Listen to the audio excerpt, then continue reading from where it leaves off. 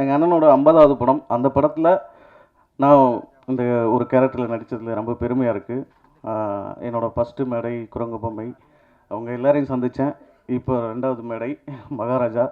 அவங்க எல்லாரையும் சந்திக்கிறதுல ரொம்ப பெருமையாக இருக்குது. ஒரு சின்ன நடிகனாக ஆரம்பித்து இன்றைக்கி ஒரு 50வது மூவி மகாராஜா அப்படின்னு. ஸோ வளரும்போது நமக்குள்ளே இருக்கிற சோம்பேறி இம்மீடியட்டாக அது டிசால்வ் ஆகி ஓடிக்கிட்டே இரு, தேடிக்கிட்டே இரு, உழைச்சிக்கிட்டே இரு அப்படின்ற ஒரு மோட்டிவேஷன் தான் சேது சாரை நான் பார்க்கும்போது. So very happy. ஸோ அவர் கூட ஒர்க் பண்ணது ரொம்ப சந்தோஷமாக தான் இருக்குது. அடுத்தது அனுராக் காஷ்யப் சார். ஒரு 10 நாள் அவர் கூட ஒர்க் பண்ணது நிறைய விஷயங்கள் பேசுகிறதுக்கான ஒரு அனுபவம். அப்புறம் விருமாண்டியிலேருந்து நம்ம பார்த்து ரசித்த அபிராமி மேடம் அவங்க கூட சேர்ந்து ஒர்க் பண்ணது ஐம் வெரி ஹாப்பி. அப்புறம் மம்தா மோகன்தாஸ் மேடம் அவங்க கூட நான் ஒர்க் பண்ணல, பட் அவங்க இருக்கிற மூவியில் இருக்கிறது வெரி ஹாப்பி. அந்த படம் ஒரு பசில் தான். எனக்கு ஒரு ஸ்பெஷல், மோர் ஸ்பெஷல். அந்த படம் உங்களுக்கு பசில் ஒன்று ஒன்றா ஓப்பன் ஆகிட்டு உங்களுக்கு படம் முழுக்க அந்த பசில் கன்னியூ ஆகும். இந்த படத்தை எடுத்துக்கிட்டு சுதன் சாரும் நிதிலன் சாரும் என்னை பார்க்க வந்தபோது ஃபஸ்ட்டு சொன்ன பேர் விஜய் சேதுபதி. அப்படி சொல்லும்போது என் மனசில் எஸ் சொல்லியாச்சுன்னா, அதுக்கப்புறம் தான் சும்மா ஒரு ஃபார்மாலிட்டிக்கு கதை கேட்டு நம்ம கேரக்டர் என்னன்னு கேட்டு எல்லாமே போனஸாக வந்துட்டு இருந்தது. ஸோ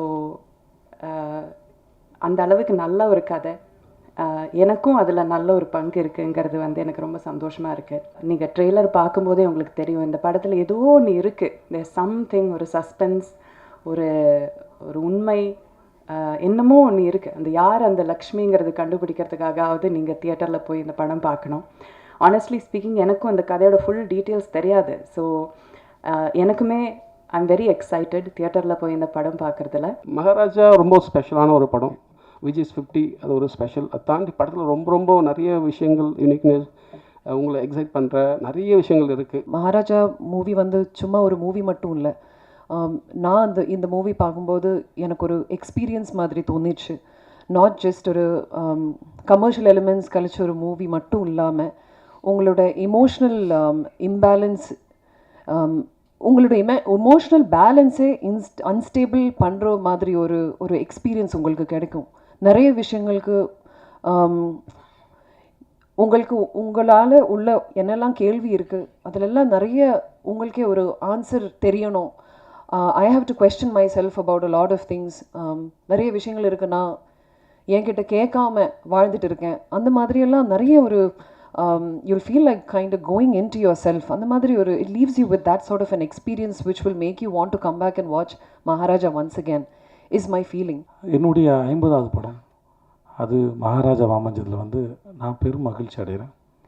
அப்போது நித்தலன் மாதிரி ஒரு டைரக்டரோட ஒர்க் பண்ணுறதும் பெரும் சந்தோஷம். சுதன் சார் எதேச்சும் 25வது படம் அமைஞ்சது சீதக்காதி. என்னுடைய 25வது படம் அமைஞ்சது என் வாழ்வின் பாக்கியம்.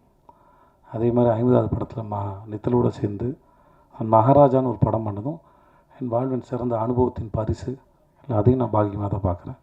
ஐ ஹேட் அ ஒண்டர்ஃபுல் எக்ஸ்பீரியன்ஸ். சூப்பராக இருந்துச்சு. ஒவ்வொரு நாளும் ஒருத்தனுடைய தேடுதலோடையும் அறிவோடையும் அவனுடைய ஆர்வத்தோடையும் அவனோட ஃபில்ம் மேக்கிங் எக்ஸ்பீரியன்ஸோடையும் ஒருத்தன் ஓப்பனாக இருந்தார், திறந்த புத்தகமாக இருந்தார்.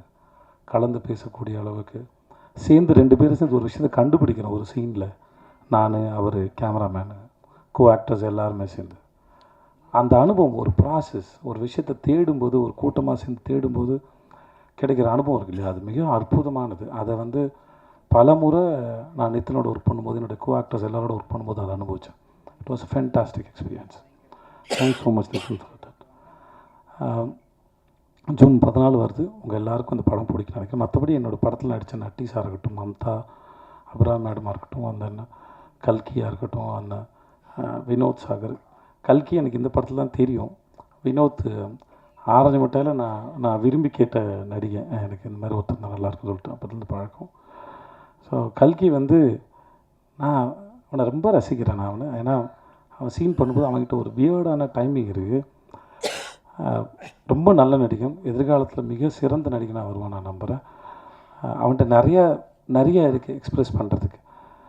சிறந்த சந்தர்ப்பம் அமைஞ்சு நல்ல பெரிய ஆக்டர் வரதுக்கு.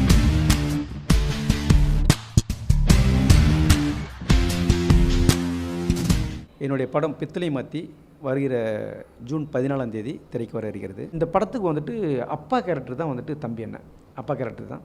ஸோ அவர் கேரக்டருக்கு உள்ளே அவர் போய் கதை சொல்லும்போது அந்த கேரக்டரை வந்துட்டு உள்வாங்கிக்கிட்டு இந்த படத்தில் வந்துட்டு என் பையன் நடித்தா இன்னும் நல்லாயிருக்கும் அப்படின்னு சொல்லிட்டு டைரக்டர் வந்துட்டு சில அனுபவங்கள் சொல்லியிருக்காரு. அந்த டைரக்டர்கிட்ட வந்துட்டு அவர் சொல்லும்போது அப்பா கேரக்டர் தம்பி பையன், ஸோ அப்பாவும் பையனும் சேர்ந்து பண்ணாங்கன்னா உண்மையிலேயே நல்லாயிருக்கும் இந்த படம் அப்படிங்கிற எண்ணத்தில் அவர் அங்கே அதுக்கு முன்னாடி வேறு நடிகர்கள்லாம் நாங்கள் வந்து அப்ரோச் பண்ணியிருந்தோம். ஸோ அதெல்லாம் நிப்பாட்டிட்டு அப்புறம் அதுக்கப்புறம் ஸ்டார்ட் பண்ணோம். சரவணன் சார் அவர்களுடைய தயாரிப்பில் மாணிக் வித்யா அவர்களுடைய இயக்கத்தில் தம்பி ராமையாவுடைய மகன் உமாபதி அவர்கள் நடித்திருக்கின்ற இந்த திரைப்படம் தான் பித்தளை மாற்றி. அதாவது இப்போ ஆள் மாற்றி ஃப்ராடு பண்ணுறதுன்றதை இங்கிலீஷில் சொல்லாமல் பித்தளை மாற்றி இந்த ஏமாத்து வேலை பண்ணுவாங்கள்ல, அதுதான் டைட்டிலாக வச்சுருக்காங்க. இந்த படத்தில் ரொம்ப மெயின் கேரக்டர், ரொம்ப முக்கியமான கேரக்டர், தேவையான கேரக்டர், படத்துக்கு பலமான கேரக்டர் நாங்கள் பண்ணல. அதை மைண்டில் வச்சுக்கணுன்றதுக்காக சொல்கிறேன். வில்லன்னு ஒருத்தர் இருப்பார். வில்லன்னு சீரியஸாக காட்டும் போது அவருக்கே ஒரு தொல்லை கொடுக்கறதுக்கு 2 காமெடியன் தேவை. அந்த 2 காமெடியன் ரோல் தான் பண்ணியிருந்தோம். நம்ம ஒவ்வொரு வாட்டி படம் பண்ண வரும்போது நம்ம நிறைய விஷயங்கள் கற்றுக்கிட்டோம் அப்படிங்கிற எண்ணத்தை நம்ம வச்சுட்டு வரோம். புதுசாக ஒவ்வொரு படம் பண்ணும்போதும் அதே ஃபர்ஸ்ட்லேருந்து ஆரம்பிக்கிற மாதிரி தான் இருக்குது. ஸோ என்னென்னா நம்ம கற்றுக்கிட்ட விஷயங்கள்லாம் இங்கே எதுவுமே எடுபடாது. அதை தாண்டி ஒரு பெரிய குரூப்பு அந்த ஒரு விஷயங்கள் ஆக்கிரமிப்பு இருக்குது. அந்த ஆக்கிரமிப்புக்கு வந்து நமக்கு ஒரு சக்ஸஸ் கொடுத்தா மட்டும்தான் இன்றைக்கி இந்த திரைப்படம் வந்துட்டு பின்னாடி நம்மளுடைய பேர் வர்றதுக்கான ஒரு சக்ஸஸ் தான். அந்த சக்ஸஸை தேடி நம்ம வந்து அலைஞ்சிக்கிட்டு இருக்கோம். ஆனால் நிறைய விஷயங்கள் நம்ம வந்து கற்றுக்கிட்டு இருக்கோம். இதில் நம்ம வந்து இல்லாமலாம் இல்லை. ஏன்னா அடுத்தடுத்து என்னுடைய 2 ப்ராஜெக்ட் இருக்குது. அடுத்து வந்து யோகி பாபு நடித்த ஜோரா கைதட்டுங்க. ஸோ அதுக்கு அடுத்து இன்னொரு படம் இருக்குது, பாய்சன் சொல்லிட்டு ஒரு படம் இருக்குது. இந்த மாதிரி நான் வந்து சினிமாவில் வந்துட்டு இந்த மாதிரி நிறைய விஷயங்கள் கற்றுக்கிறதுக்காகவும் கண்டிப்பாக இது வந்து ஒரு தொழிலாகவும் எடுத்துக்கொண்டு போகணுங்கிறதுக்காக நான் வந்துட்டு அதனுடைய முன்னிறுத்தி நிறைய விஷயங்கள் நான் செஞ்சுக்கிட்டு இருக்கேன். எங்களுடைய பார்ட் வரைக்கும் பார்த்தீங்கன்னா இது சொன்ன மாதிரி வில்லன் கூட வரும்போது அவங்க நாங்கள் ஏடாகூடமாக பண்ணி அவரையே டென்ஷன், ஏற்கனவே வில்லன் டென்ஷனாக இருப்பார், இதில் நாங்கள் எப்படிலாம் டென்ஷன் பண்ணலாம் அப்படிங்கிறத ஒரு ஜாலியாக சந்தோஷமாக மகிழ்ச்சியாக நீங்கள் இருக்கிற மாதிரி அவர் டென்ஷனாக இருப்பார். அந்த அளவில் அப்படி பண்ணியிருப்போம். படமும் நீங்கள் வந்து பார்த்தீங்கன்னா தெரியும், பித்தளை மாற்றி சொல்கிற மாதிரி ஏமாத்துறது தான், சொம்பு மாற்றி பித்தளை மாற்றி இப்படின்ற மாதிரி ஒரு நல்ல ஒரு இதில் வந்துட்டு ஒரு டிஆர்ஓ கேரக்டர் சார் ரொம்ப புதுமையாக இருக்குது சார். ரொம்ப நாளைக்கு அப்புறம் ஒரு ஃபீமேல் கேரக்டர் வந்துட்டு இந்த மாதிரி வரல அப்படிங்கிறது வந்துட்டு ஒரு புதுமை தான் சார். பிடிக்கும், எல்லாத்துக்கும் பிடிக்கும். அதையும் தாண்டி நீங்கள் சொன்ன மாதிரி காதல் புதுமை எதுவுமே புதுசாக ஒன்றும் இல்லாட்ட கூட என்டர்டெய்னர் வந்தால் ஒரு 3 சாங் நல்லா இருக்கும், எல்லாருமே நல்லா நடிச்சிருக்காங்க, ஓரளவு காமெடி இருக்குது, கிளைமேக்ஸ் முடிஞ்சிட்டு போகும்போது நல்லா தாப்பா பண்ணியிருக்காங்கன்னு சொல்லுவாங்க, யாரையும் திட்ட மாட்டாங்க.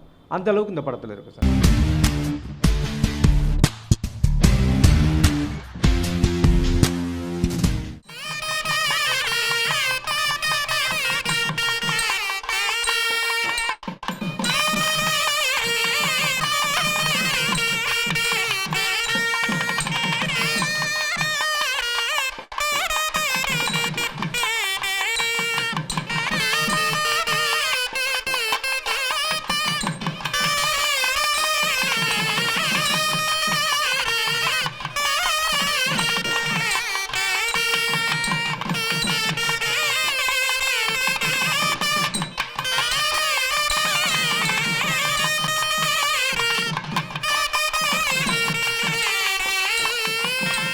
இந்த படத்து இயக்குனர் தனுஷ் ராஜ்குமார்.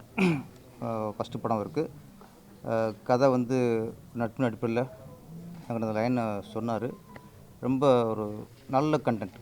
இப்போ இந்த சூழ்நிலை இந்த சமூகத்துக்கு தேவையான ஒரு கண்டென்ட்டு. கதையாக ஒரு காமெடியாக காதல் அப்படின்ட்டு படம் பண்ணிடலாம். ஒரு சமூக அக்கறையோட படம் பண்ணுறதுங்கிறது ஒரு பொறுப்பான இயக்குனருக்கு அழகு. அந்த பொறுப்பான இயக்குனரை தான் தனுஷ் ராஜ்குமாரை நான் பார்க்குறேன். நல்ல ஒரு கண்டென்ட்டு. அப்புறம் கதாநாயகன் வெற்றிகிட்ட உள்ள ஒரு சிறப்பு என்னென்னா, அவர் தேர்ந்தெடுக்கிற ஒவ்வொரு கதையும் ஒரு சாதாரண கதை இருக்காது. அதில் ஏதோ ஒரு வித்தியாசம், ஏதோ ஒரு கண்டென்ட் புதுசாக இருக்கும். தொடர்ந்து அவர் படங்கள்லாம் பாட்டு வரேன். கதாநாயகன் வெற்றி வந்து அந்த கதை செலக்ட் பண்ணுறதுல ரொம்ப ரொம்ப திறமைசாலியாக இருக்கார். இந்த கதையும் அவருக்கு ரொம்ப ஆப்டான கதையாக இருக்கும். இந்த ஹீலர் படத்திற்கு பிறகு வெற்றியினுடைய வளர்ச்சி இன்னும் பெரிய வளர்ச்சியாக வரும். என்னோடய அடுத்த படம் ஹீலர் படத்தோட பூஜையில் இருக்கும். ஸோ இந்த படம் வந்து சுப்பையான ப்ரொடியூஸ் பண்ணுறாப்புல. தனுஷ் ராஜ்குமார் அவர் தான் டைரக்டரு. சார் சொன்ன மாதிரி ஒரு மெடிக்கல் கண்டென்ட் தான் இது. மெடிசன் எந்த அளவுக்கு இருக்குது, மருத்துவம் எந்த அளவுக்கு இருக்குது அப்படின்றத பொறுத்து ஒரு சொசைட்டிக்கு சொல்ல வர ஒரு மெசேஜ் தான் அந்த படம். ஸோ இந்த படத்தில் என் கூட சாரும் நடிக்கிறாங்க, சாரும் ஒரு ரோலில் நடிக்கிறாரு. ஸோ சுப்பிரமணியம் சிவா சாரும் நடிக்கிறாரு. அப்புறம் தீனா அண்ணன், மைம் கோபின் அந்த மாதிரி நிறைய பேர் நடிக்கிறாங்க. ஸோ இந்த படம் வெற்றியடைய என்னோடய வாழ்த்துக்கள். மருத்துவத்தை வந்து சமமாக சேவை செய்யணும், எல்லாருக்குமே பொதுவாக சேவை செய்யணும். அதில் எந்த வேறுபாடும் இருக்கக்கூடாது. படிக்க வர டாக்டர்ஸ் எல்லாருமே மருத்துவத்தை வந்து கடவுளுக்கு சமமாக சேவை செய்யணும். அதை தான் ஒரு பெரிய கருத்தாக வச்சு சொல்லியிருக்கோம்.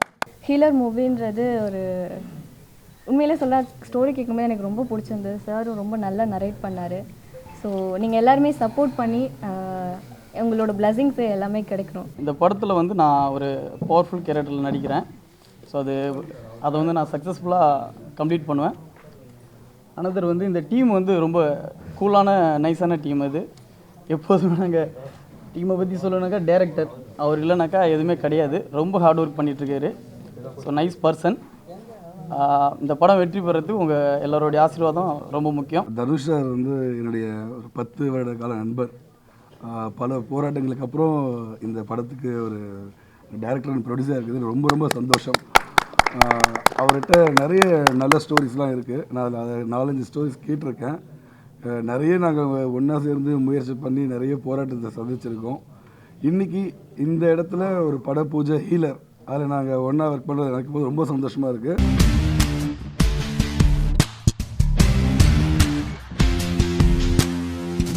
తెలుగు, తమిళ్, హిందీ, మలయాళం ఆల్ లాంగ్వేజెస్లోనూ వస్తున్న ఈ సినిమా ఎంతో ఆతృతగా మీ అందరి ఆదరణలు కోరుకుంటూ వస్తూ ఉంది. తప్పకుండా 27వ తారీఖు మీరు చూసి దీన్ని ఆనందించి మాకు వర్తమానం పంపించాల్సిందిగా కోరుకుంటున్నాను.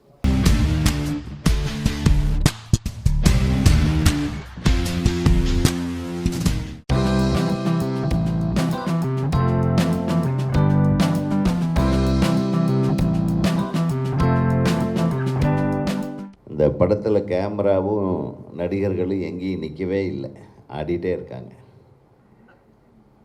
ஒரு மிகப்பெரிய ஆட்டக்காரராக இருப்பார் போல் இருக்கு. இந்த ஆட்டக்கார நாயகனுக்கு என்னுடைய மனமார்ந்த வாழ்த்துகள்.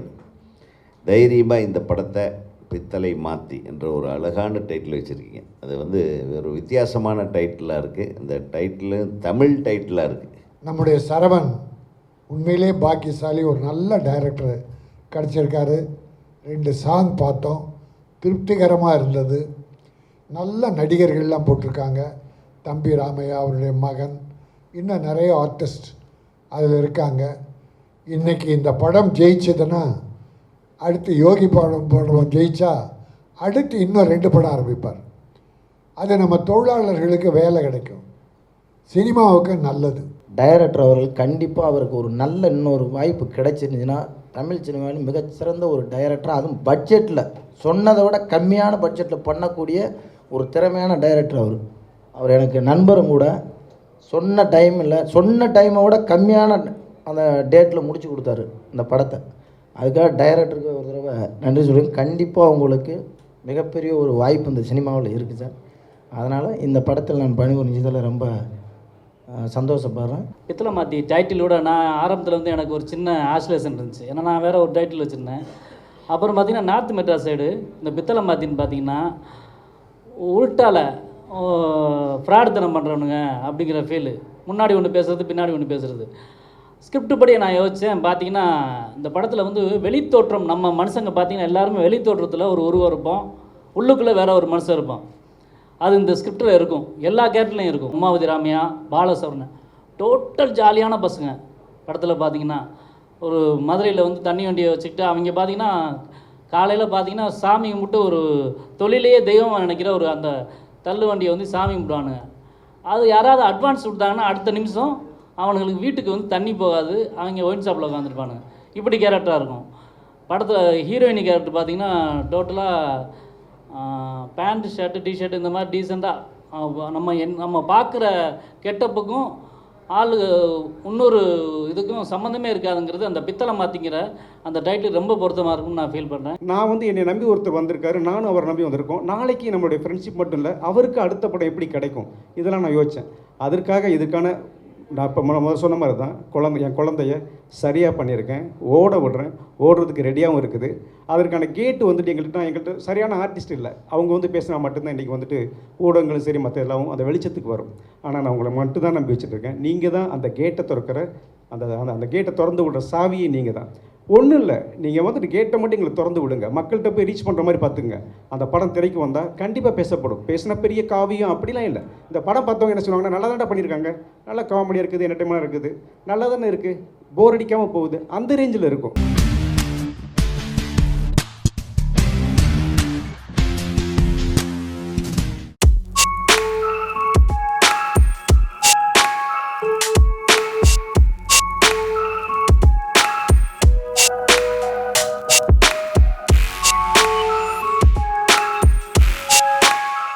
Thank you, Salim sir, for roping me into the project. இது பயங்கர ஒரு பாசிட்டிவான டீமு.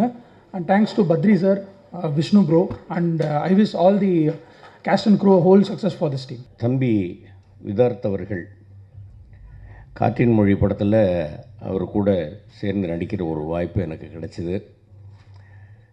நல்ல அருமையான தம்பி, அருமையான நடிகர். எந்த நேரமும் வந்து நாங்கள் எல்லோரும் ஒன்றாவே உட்காந்து பேசிகிட்டு இருப்போம். அருமையான நடிகர். மேலும் மேலும் அவருக்கு பல படங்கள் வாய்ப்புகள் வரணும், பல வெற்றி படங்களை அவர் தர வேண்டும். இந்த லாந்தர் படமும் அவருக்கு மிகப்பெரிய வெற்றி படமாக அமைய வேண்டும். I would really want to thank Saji sir, Badri sir, Santosh sir, who made me look so beautiful without makeup in the entire movie. லாந்தர் இந்த படம் ரொம்பவே அருமையாக வந்திருக்கு. ஒரு நல்ல எக்ஸ்பீரியன்ஸான ஒரு நல்ல ஒரு என்டர்டெயின்மெண்ட்டான மூவி இது. எல்லாருமே பார்க்கணும். ஜூன் 21 இந்த படம் ரிலீஸ் ஆகுது. இந்த படத்துக்கு நாங்கள் எல்லாருமே சரி ரொம்பவே கஷ்டப்பட்டிருக்கோம். ஒரு நாள் கால் வருது, என்ன சொல்கிறாரு, ஆஃபீஸ் போட்டோம்னா வந்துடு ஸ்ட்ரெயிட்டாக, நம்ம ஒரு டிஸ்கஷன் இருக்குது அப்படின்னு சொன்னார். தேவா நான் என்ன பண்ணா எட்ரா வண்டி அப்படின்னு சொல்லிட்டு டப்புன்னு தேவா எடுத்துக்கிட்டு கிடன்னா ஆஃபீஸ்க்கு முன்னாடி போயிட்டு நிற்கிறோம்.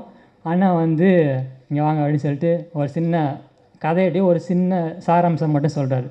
சொல்லிவிட்டு எனக்கு பிடிக்கிற மாதிரி செம்மையாக ஒரு சாங் எடுத்துகிட்டு வரணும் அப்படின்னு சொன்னார். நாங்கள் 2 பேரும் தேவா மூஞ்சி பார்த்துக்கிட்டோம், பிடிக்கிற மாதிரியா என்ன பண்ணுறது அப்படின்னு சொல்லிவிட்டு வழக்கம் போல் நம்ம வேலையை ஆரம்பிப்போம்னு சொல்லிவிட்டு ஸ்டூடியோக்குள்ளே போய் உட்காரோம். அப்படியே சாங்கெல்லாம் கம்போஸ் பண்ணி எல்லாம் ரெடி பண்ணிட்டு எடுத்துகிட்டு வந்துட்டு அண்ணனை மீட் பண்ணுறோம். அண்ணன் என்ன சொல்லிட்டாருன்னா, ஓகே சார் சாங்கை கொடுத்துட்டு ஃபோன்லாம் வச்சுட்டு ஹெட்ஃபோன்லாம் எடுத்து வச்சுட்டு அவர் மூஞ்சியை பார்த்துட்ருக்கோம், என்ன சொல்லுவார் அப்படின்னு சொல்லிட்டு. தேவா நானும் எங்கள் மூஞ்சியும் பார்த்துக்கிறோம், அவரையும் பார்த்துக்கிறோம். அவர் சாங் ஃபுல்லாக கேட்டுட்ருக்காரு. என்ன சாங்னு பார்த்தீங்கன்னா காலம் கொடியது. இந்த சாங் வந்து படத்துக்கு பின்னாடி ரிலீஸ் ஆக போகுது. அதான் ஃபர்ஸ்ட் சாங் நாங்கள் ஒர்க் பண்ணது. வித்தார்த்த பொண்ணாக நம்பி போய் படம் பார்க்கலாம், அந்தளவு ஒரு கதை நாலேஜ் உள்ள ஒரு நடிகர். அதனால் வித்தார்த்தோட படங்கள் வந்து நிச்சயமாக அவரோட உழைப்புக்கு ஒரு நல்ல ஒரு இது கிடைக்குங்கிறதுல எந்த வித மாற்றமும் இல்லை. இன்றைக்கி இல்லை நாளைக்கு கன்ஃபார்மாக கிடைக்கும். அது இந்த படம் மூலமாக கிடைக்கணும் என்று நான் இறைவனை வேண்டிக் கொள்கிறேன். நான் போய் ஆஃபீஸில் பேசும்போது எனக்கு என்ன நரேட் பண்ணாங்க. நான் ஒரு தயக்கத்தில் இருந்தேன், சார் ஒரு தயக்கத்தில் இருந்தார். நான் எனக்கு கேரக்டர் கிடைக்குமா அப்படின்ற தயக்கத்தில் இருந்தேன். சாஜி சாருக்கு இந்த கேரக்டருக்கு சூட் ஆவாங்களா அப்படின்ற தயக்கத்தை தாண்டி அந்த கேரக்டரில் ஒரு நரேஷனில் ஒரு ஒரு ப்ராப்ளம் போயிட்டு இருந்துச்சு. அதனால் சாருக்கு தயக்கமாக இருந்தது. So thank you sir, thank you for giving me Jaanu. நாளான்னைக்கு ஷூட் போகிறீங்க, எனக்கு கதை என்னன்னு தெரியாது, கதையை சொல்லுங்கள், அப்போ தான் வந்து அதுக்குள்ளே ஏதாவது ட்ராவல் ஆக முடியும் அப்படின்னு. அதெல்லாம் சார் நீங்கள் அப்படியே இருக்கிறது தான், அப்படியே வந்தால் போதும். நான் போலீஸ்னு ஐயோ போலீஸுங்கிற நான் அதுக்கு வந்து ஒரு 3 மாதம் அப்படி டைம் கொடுத்தீங்கன்னா அப்படி வரலாம் அப்படின்னா. இல்லை சார், இது வந்து ரொம்ப நீங்கள் காமன் பீப்புள், காமன் மேன்லேருந்து இருக்கிற ஒரு போலீஸ் தான், நீங்கள் எப்படியே வந்தால் போதும். அப்படி தான் ஆரம்பித்தேன் ஷூட்டு. இப்போது இயக்குனர், கேமராமேன், ஆர்ட் டைரக்டர் தேவா, நடித்த நடிகர்கள், மியூசிக் டைரக்டர்ஸ், லிரிக் ரைட்டர், இப்படி இவங்களெல்லாம் வந்து நீங்கள் இந்த படம் பார்த்துட்டா அவங்களுடைய திறமைகள்லாம் வெளியில் தெரிஞ்சிடும். இவங்க எல்லாருக்கும் என்னால் வாழ்த்துக்கள் சொல்ல முடியும். விதார்த் சார் பற்றி எல்லாருமே சொன்னாங்க. விதார்த் சார் எப்படின்னாக்கா, ஒரு முதல் பட இயக்குனருக்கு விதார்த் சார் மாதிரியான ஒரு ஹீரோ இருந்தாங்கன்னா உங்களுக்கு 50% சுமை குறையும். ஏன்னா அப்படி ஒரு ஆர்டிஸ்ட் அவருக்கு நீங்கள் வந்து நடிக்கிறதுக்கு வந்து நீங்கள் சீனெல்லாம் ஒன்றும் சொல்லிக் கொடுக்க வேண்டாம். முதல் தடவை நீங்கள் கதை சொல்லும்போது கதைக்குள்ளே போயிடுவார். ரெண்டாவது நீங்கள் அங்கே என்ன ஷாட் வைக்க போகிறீங்களோ அதை மட்டும் சொல்லிவிட்டு வந்துட்டால் போதும். உங்களுக்கு அதிகபட்சமான வேலை கட் சொல்கிறது மட்டும்தான், கரெக்ஷன் சொல்கிறது இருக்காது. ஏன்னா மேக்ஸிமம் அந்த கேரக்டருக்கு அவ்வளோ அடாப்ட் ஆகி வர்ற ஒரு மனிதர். ஸ்பாட்டில் இருந்து நம்ம சொல்லாமல் அவர் எந்த ஒரு காலத்துக்கும் கேரவன் போனதில்லை. நான் 2 படம் அவர் கூட ஒர்க் பண்ணிட்டேன். எந்த ஒரு சந்தர்ப்பத்திலையும் டைரக்டரோட அனுமதி இல்லாமல் கேரவனுக்கு போக மாட்டார். இன்னும் கூட 25-30 படம் ஹீரோவாக பண்ணிட்டார். அவரெல்லாம் எவ்வளவோ உயரத்தில் இருக்கணும், ஆனால் நம்ம கூடவே தான் இருப்பார், நம்ம கூடவே தான் ட்ராவல் பண்ணுவார். இந்த போலீஸ் கேரக்டர் கூட சொல்லும்போது அவருக்கு வந்து இந்த கேரக்டர் டிசைன் பண்ணியெல்லாம் சொல்லவே இல்லை, கேரக்டரோட தன்மையை மட்டும் சொல்லிட்டு வந்தேன். எப்படி இருக்கணும்னு கேட்டால் 2 ஐடியா சொன்னேன். இருங்க நான் வரேன்னு சொல்லி போட்டு அந்த ஸ்பாட்டில் அந்த யூனிஃபார்மோடு வந்து நின்னார். அசந்து போயிட்டேன். ஏன்னா நான் எதிர்பார்க்காத ஒரு கெட்டப் தான் இந்த கெட்டப். இதுக்குடைய முழுக்க அந்த கிரெடிட் வந்து விதாஸ் சாருக்கு மட்டும்தான்.